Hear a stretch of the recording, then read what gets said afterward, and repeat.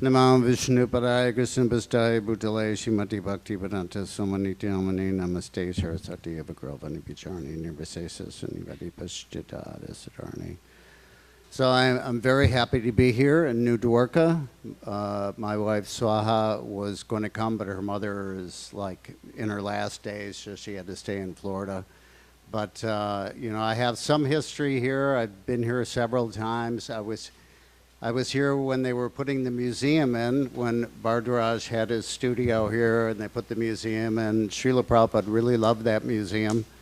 And I went through the museum actually with George Harrison, and we sat upstairs and ate samosas sitting on the floor upstairs. So that was one of the memories that's in my mind of being here. But this is a very important temple. Srila Prabhupada, as Radha Jivan was saying, is so proud and was so proud of this temple. This was his Western headquarters. And I still believe, as Swabhas believes, that it is the Western headquarters. Certainly one of the most important centers in the world outside of India. And Srila Prabhupada's mission was to come to the West, so this was doubly important because it was in the West. So I'm very happy to be here and to see all of you people, and thank you very much for coming. And I'm also very happy to see my good friend and Shiksha Guru, Giriraj Swami, who I love dearly, and he has taught me everything I know about fundraising. When I first became a devotee, I went to Bombay, and Maharaj was sacrificing himself to get the temple built in Juhu, and he engaged me very nicely. And I was a very green devotee and a spoiled kid from suburban Detroit. So, I was in culture shock from being in India, but he was such a nice character and such a wonderful personality. He would take, every morning we lived in this room, and he was across the alley, and he would open his shutters and say, Ambarisha, and I couldn't get away, so yes, Maharaj, and so we would go out, but it was really a wonderful experience to be there. And I'll tell you a little story. I hope I don't want to embarrass Maharaj too much, but my purpose there was to get in to see with Maharaj some of to make life members out of people who were slamming the door in the face of the devotees. So Maharaj had to kind of stretch the truth a little bit to get into their offices. So he would say, Mr. Ford is visiting India and he wants to come and talk to you about opening a factory. So, I mean, that's the way I remember it anyway. So we would go in there, and then as soon as the life membership things came out, then they would throw us out of the office. But it was a very humbling experience, and I bowed down to his feet. He really gave his life to build that temple, and it was so important. Radha Brajabihari were living in a tent, and to get them into a temple, Srila Prabhupada was so happy to have that temple built. He was very, very proud of that temple too. So I have a very long history with Maharaj, which I cherish very dearly. So thank you. So I'll tell you a little bit about my history involvement with this project. In 1976, Srila Prabhupada came to Detroit. We had just opened the Fisher Mansion there. Maybe some of you have been there. It's a beautiful temple. And we had purchased that, myself and another devotee, Lekar Shivanti. So we purchased that temple, and we put quite a bit of money into refurbishing it, making it really first class. A couple $1 million we put into it. And, my parents were like kind of freaking out that I was putting so much money in. First of all, becoming a Hare Krishna, that took several years. They actually threw me out of the house when they found out for the first time. But then my grandmother got me taken back in, so that was nice. And so we had just finished the temple, and Prabhupada was visiting for the first time and last time in 1976. And we were up in his room, and he was talking about Mayapur, how we wanted to build a really fantastic temple there. so that the whole world would come to Mayapur and that they would be introduced to the chanting of Hare Krishna and Chaitanya Mahaprabhu. And he was explaining about the Vedic planetarium and, you know, the chandelier and everything, and he described the whole project. Then he turned to me, and I was sitting kind of near him, and there was many sannyasis in the room.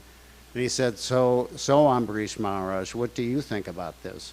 And I said, you know, because, you know, it's Prabhupada, I just, it sounds like a really nice idea, although I didn't even know where Mayapur was. I didn't know what it was or where it was or anything, you know, but, you know, I said, oh, Srila Prabhupada, it sounds like a really nice idea. He said, oh, so you like it also, so you can finance, you know.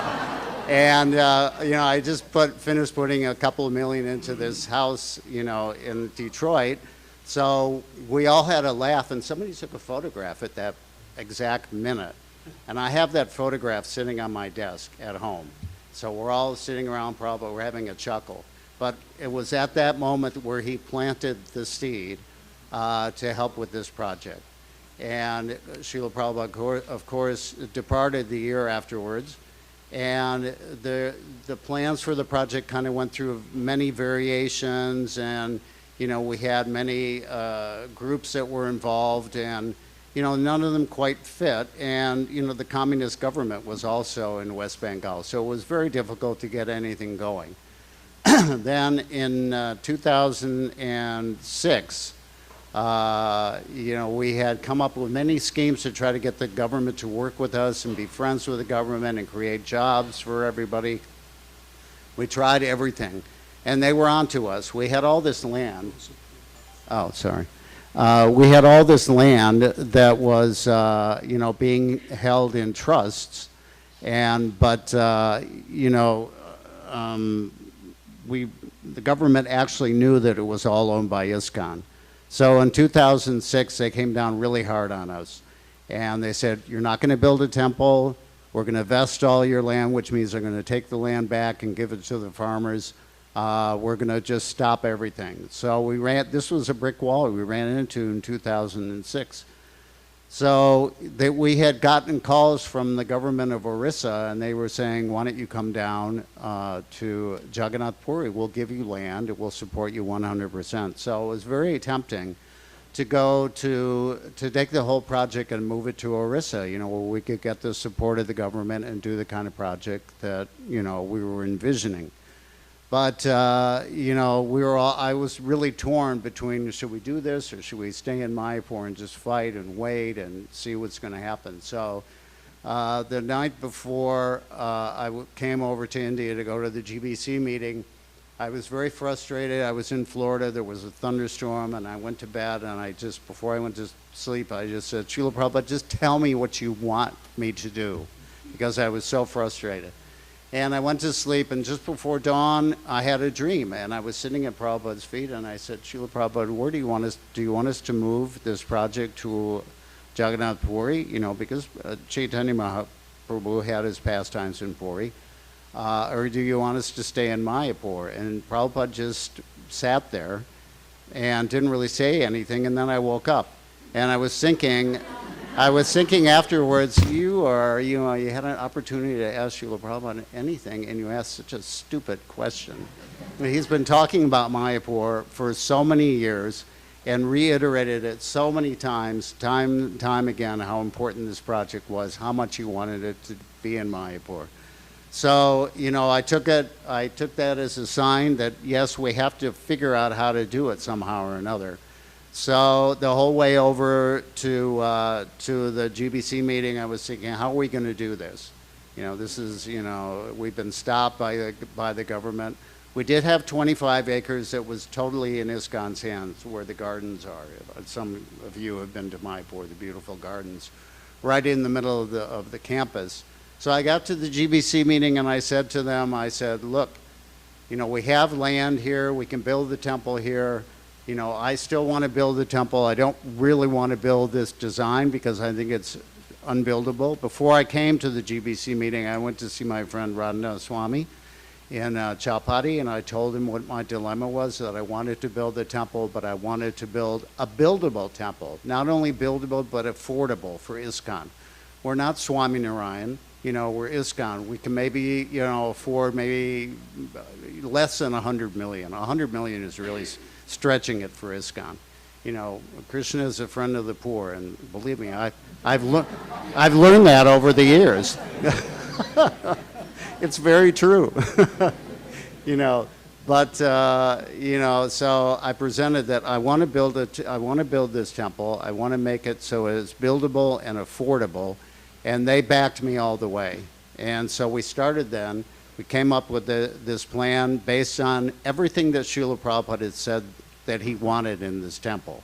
We went back to the drawing board. We pulled out every single quote, every experience that any devotee had had, like Yadabar had been sent out to take pictures of the Washington Capitol during the bicentennial, because Prabhupada really liked that building, so he wanted a dome. And in hindsight, thinking about it, when we see this building, when you go out there and you stand under the dome and you understand how brilliant this idea was, because we have a kirtan hall now that's over 1.5 acres in size. It can hold 10,000 devotees, and there's no pillars in it. So everybody can see the deities, everybody can be together and chant and dance. It's really the most brilliant idea, the idea of having a dome. So, as I say, we started putting the pilings in 2010, and Janani Vasa will tell you, he was describing about how the Ganges used to flood, and how, there's one picture of Lord Nrsimhadev where the water is up to here, and they're offering puja to him. And but since we started the construction, started putting the pilings in, there hasn't been one flood in Mayapur. So it's really we've really had the wind. We've had the wind at our back, and we're really getting blessed.